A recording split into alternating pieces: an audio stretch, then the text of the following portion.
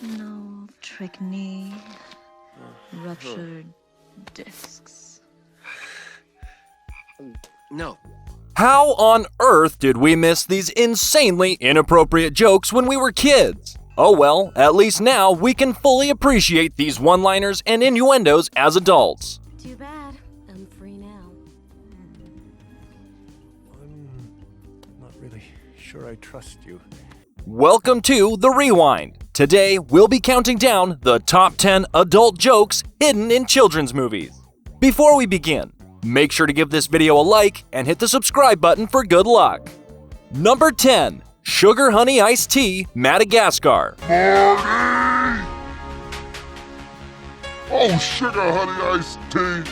Martin! Hey! Hold up! I'm gonna kill you! Hold up! Whoa!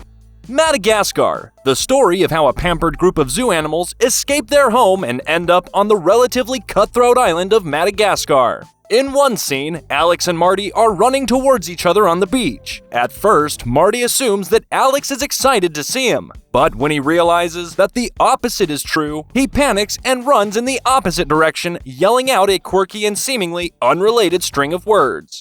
If you've ever spelled a word out to avoid a child or pet from understanding what you're saying, the initials of Marty's seemingly nonsensical phrase suddenly make a lot more sense. Come on, Alex. Do you honestly think I intended all of this to happen?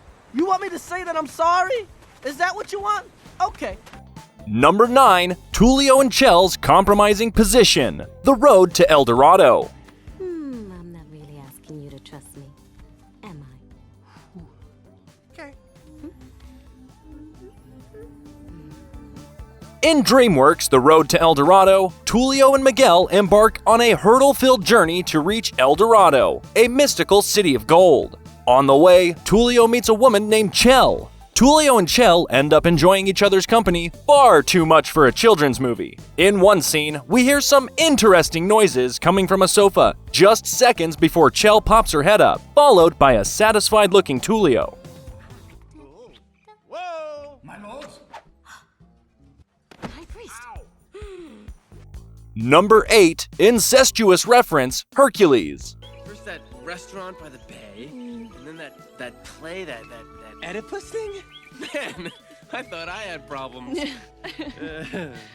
Here we've got a reference that you probably wouldn't have caught growing up unless you were some sort of child prodigy and already familiar with the Athenian tragedy Oedipus Rex. In Disney's 1997 Hercules movie, Meg and Hercules are talking about a play they had just seen when Hercules compares his own problems to those of Oedipus. In case you're not familiar with Sophocles' incest-filled play, it's about a king destined to kill his father and marry his mother. We can all agree with Hercules that Oedipus definitely had more deeply rooted family issues. So, do you have any problems with things like this?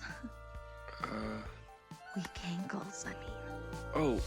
Number 7. Pitched Tent, Emperor's New Groove. The peasant at the diner. He didn't pay his check.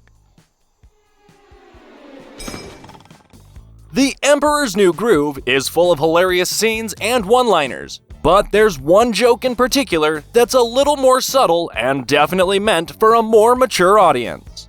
On their quest to find Cusco, Yzma and her ever-faithful henchman Kronk spend a night in the woods. Yzma, of course, has a large and extravagant tent all to herself. Kronk, on the other hand, gets himself comfortable and quite literally pitches a small tent right over his pants.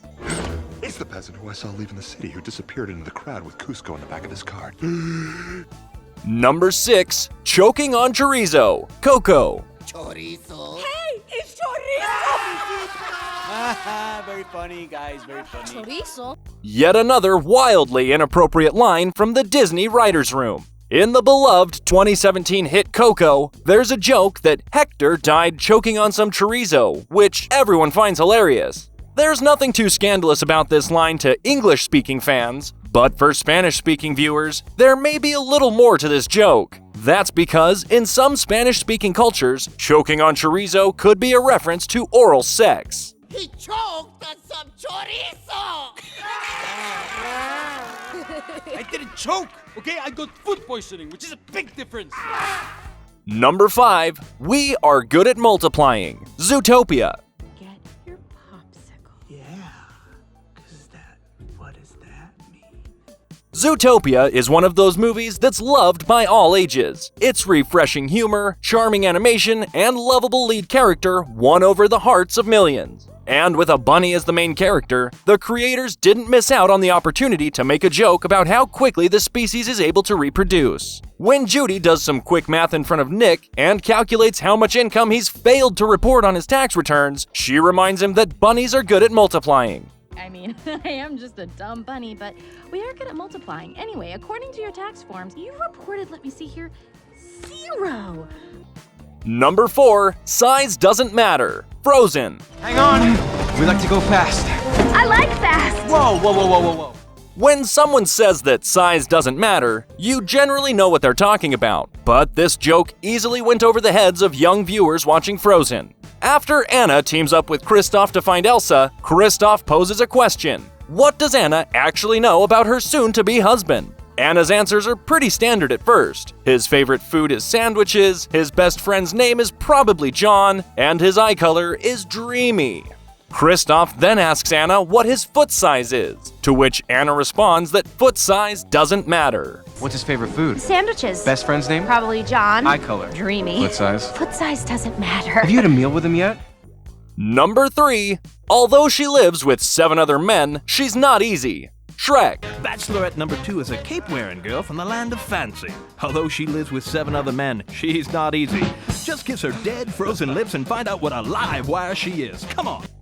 Shrek is so heavily riddled with dirty jokes that it's a miracle parents still let young children watch it. Part of the movie's charm is the way that a modern and funny twist is placed on well-known fairy tales such as Sleeping Beauty, Cinderella, and Snow White. In one scene, Magic Mirror is listing off eligible princesses for Lord Farquaad when he gets to Snow White. He remarks that despite the fact that the fair-skinned princess lives with 7 men, she's not quick to jump in bed with one.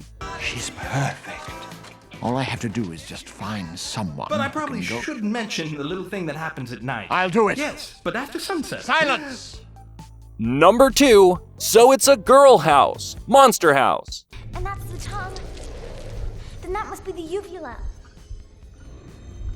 Oh, so it's a girl house. Nevercracker's beastly, sentient house poses an insurmountable challenge for DJ Chowder and their new friend Jenny in the aptly named Monster House. Our heroes set out to unveil the house's secrets, but regret it all too soon when the house turns out to be a living thing. They discover that the house is made of body parts like a heart beating in the house's furnace. When it comes to identifying the chandelier hanging in the entryway, it turns out to be the uvula. Chowder obviously doesn't know what a uvula is, though. Instead, he confuses it with part of the female anatomy. When Jenny corrects Chowder and tells him that everyone has a uvula, Chowder insists that he doesn't. It stimulates the gag reflex. Everyone has a uvula. Not me. And number 1, do you think maybe he's compensating for something? Shrek. That must be Lord Farquaad's castle. That's the place. Do you think maybe he's compensating for something? Like we said, Shrek is a treasure trove of adult humor. When Shrek and Donkey see Lord Farquaad's gigantic castle, Shrek poses a rhetorical question to Donkey about the size of the building. While the pint-sized lord could be trying to overcompensate for his height, we all know what Shrek really means.